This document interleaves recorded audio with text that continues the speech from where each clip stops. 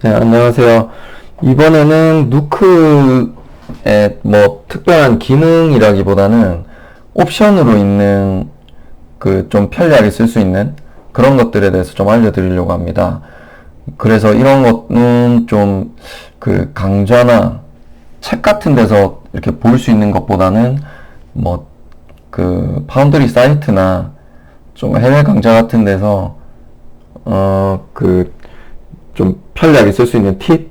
그런 거기 때문에 꼭 합성반 뿐만이 아니라 그 제가 가르쳐 드리는 합성하시는 분들 뿐만이 아니라 다른 파트 분들도 좀 쓰면 좋을 것 같아서 제가 이 영상을 촬영하게 되었습니다. 자, 먼저 제가 준비한 영상이 있는데 이 영상은 1에서 100프레임까지 영상이에요. 이렇게 동그라미가 우측으로 갔다가 이렇게 내려가요.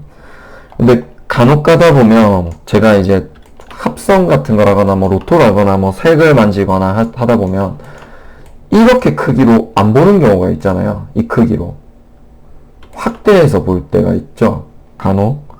자, 그래서 제가 만약에 얘를 이렇게 만들어서 여기에 얹었어요. 그 다음에 디포커스를 줬다고 칠게요. 디포커스라는 거는 조금 무거워요, 이 노드 자체가. 왜냐면 블러 효과를 내면서도 이렇게 픽셀들의 값들을 섞어야 되거든요, 이게. 이렇게 뿌옇게 보이려면. 자, 그러면 여기서 제가 재생을 할 건데, 일단 1에서 100까지 다 볼 필요는 없죠. 지나가 버리면. 네, 이렇게 해서 봅시다. 자, 1에서 100까지. 계산을 하면서 가야 되죠, 누크라는 프로그램이. 이렇게 계산을 한번 하고 램프 리뷰로 이 노란색이 다 차야지 이게 이제 정속도로 나오죠. 이게 100프레임이 너무 기니까 제가 앞부분만 좀 줄여서 볼게요. 이렇게 보는데 이제 제가 한 10에서 40까지만 볼게요. 그러면 이거는 잠깐 좀 지우고 10에서 40까지만 보고 싶으면 이 타임뷰에서 제가 인아웃점을 설정할 수가 있어요. 자, 타임라인에서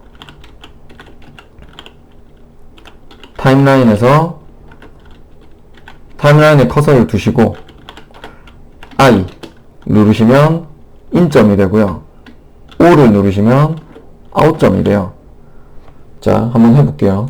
자, 10에서 I. 그럼 빨간색 라인이 생겼죠? 이렇게. 그 다음에 제가 40에서 5를 눌러볼게요.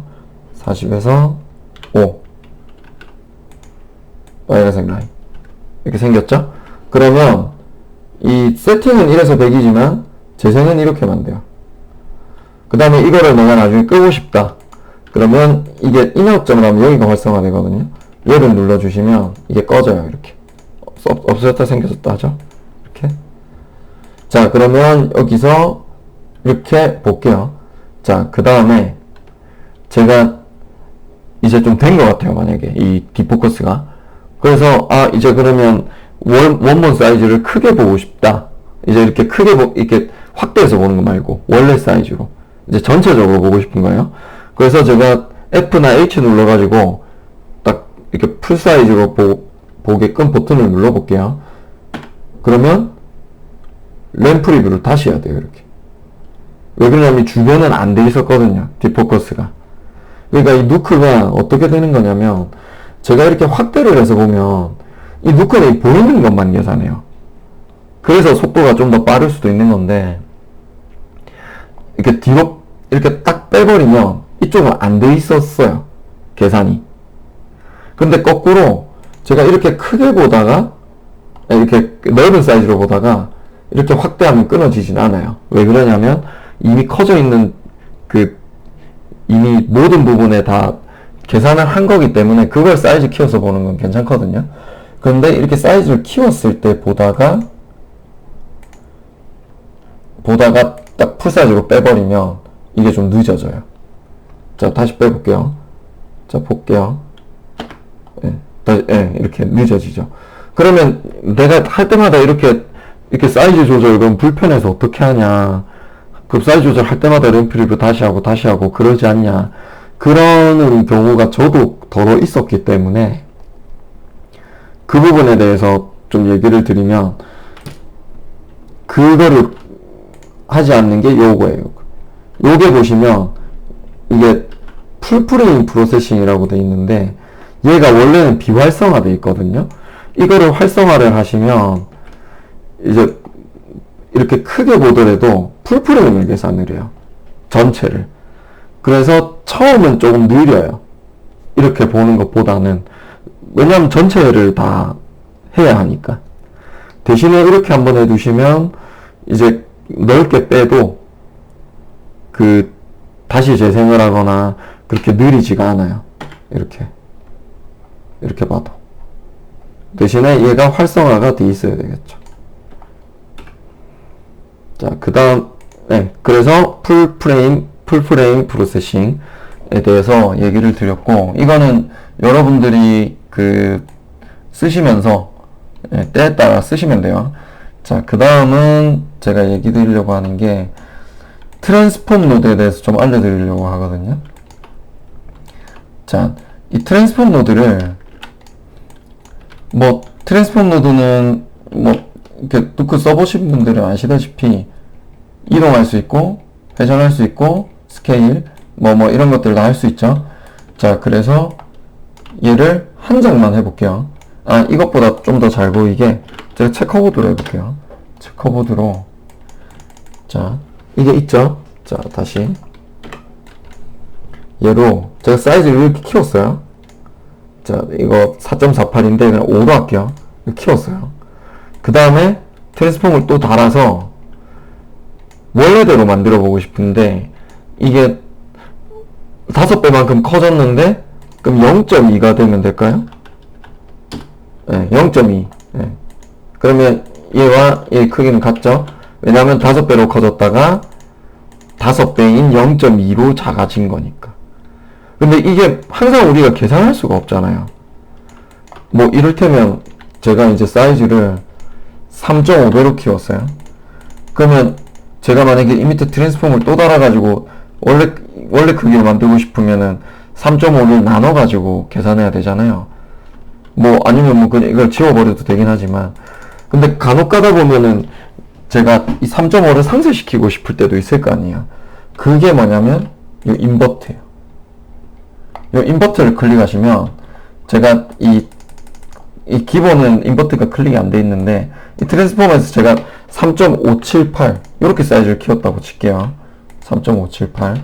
자, 그러면 이거를 컨트롤 C, 컨트롤 V 한 다음에, 그러면 3.578 커진 거에서 3.578 더 커진 거죠. 이거를 인버트 제가 클릭해 볼게요. 그러면 이렇게 원본으로 돌아와요. 그러니까 3.578만큼 커진 게 아니라, 마이너스 3.578이라고 아니지. 3.578만큼 작아진 거죠. 그러면 얘를 이렇게 보시면, 4.578만큼 작아진 거예요. 인버트로. 그래서 이거를, 인버트를 이런 식으로 쓰실 수도 있고, 자, 그 다음에 제가 이 트랜스폼에서 좀 여러분들이 유념하셨으면 해서 얘기를 드린 건데, 이게 트랜스폼을 이렇게 쓰시다 보면 여기 썼다가도 또 밑에 썼다가 이럴 수도 있잖아요. 자, 그러면 자, 한번 해볼게요. 자, 여기서 트랜스폼이라는 거는 얘네들끼리는 연속성이 있어요. 그러니까 커졌다가 작아져도 화질이 깨지지 않아요. 자, 그럼 거꾸로 작아졌다가 0.335에 인버트 하면 다시 원래대로 돌아오겠죠. 자, 0.335만큼 줄였어요. 거기에 인버트로 0.335 인버트 하면 다시 1이 됐죠. 그럼 보시면 작아졌다 커져도 화질이 깨지지 않아요. 그래서 이 트랜스폼끼리는 연속성이 있어서 이렇게 화질이 안 깨져요. 근데 연속성이 깨지는 경우가 어떨 때 있냐면, 가운데 트랜스폼이 아닌 다른 노드가 들어오면 이게 연속성이 깨져요. 자, 한번 볼게요. 자, 얘가 작아졌어요. 이 소수점이라 이렇게 보이는 건데, 자, 이걸로 바꿀게요. 자, 여기서 이렇게 커지면 화질이 안 깨지는 거 확인하셨죠? 이렇게. 자, 이 중간에다가 제가 컬러 코렉트 노드를 달아볼게요. 그러면 이게 보시면 이게 변했죠? 이게 화질이 크게 차이는 안 나 보이는데 이걸 좀 더 줄여볼게요. 이렇게 더 줄였다가 제가 0.118에 인버트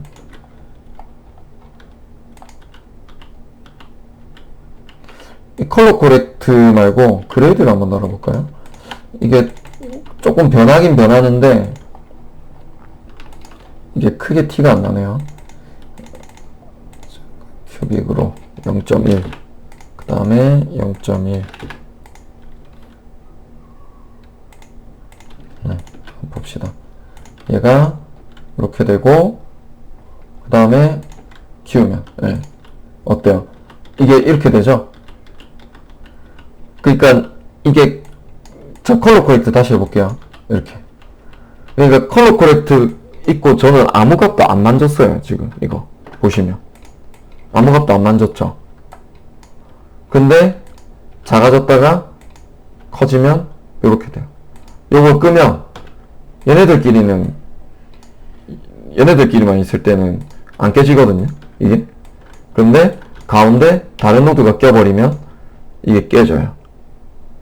그러니까 요거를 알고 계셔야 해서 얘기를 드렸어요. 이게 왜 그러냐면 여러분들이 뭐 3D를 뭐 얹으시거나 뭐 합성을 하시거나 할 때 여기서 뭐 좀 조절했다가 또 뭐 여기서 뭐 색깔 좀 만졌다가 그러고 보니까 좀 작네 하면서 여기를 하나 더 달아버리면 이렇게 깨져요. 화질이. 자, 그 다음에 이제 알려드릴 거는 로토 노드인데 제가 만약에 로토로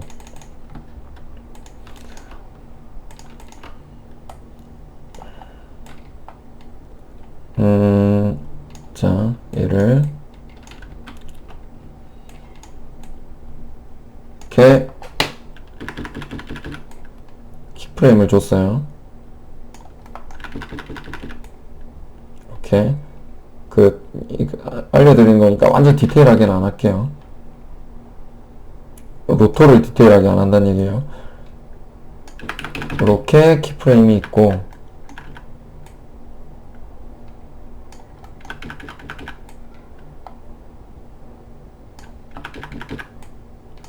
이렇게 땄어요. 자, 그런데 이렇게 제가 만약에 땄는데 지금 키프레임이 8개예요.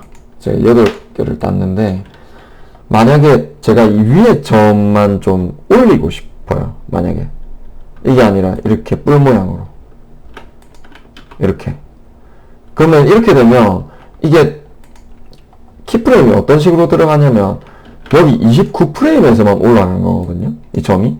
그래서 어떻게 되냐면 다음 프레임 가보면 이렇게 돌아와요.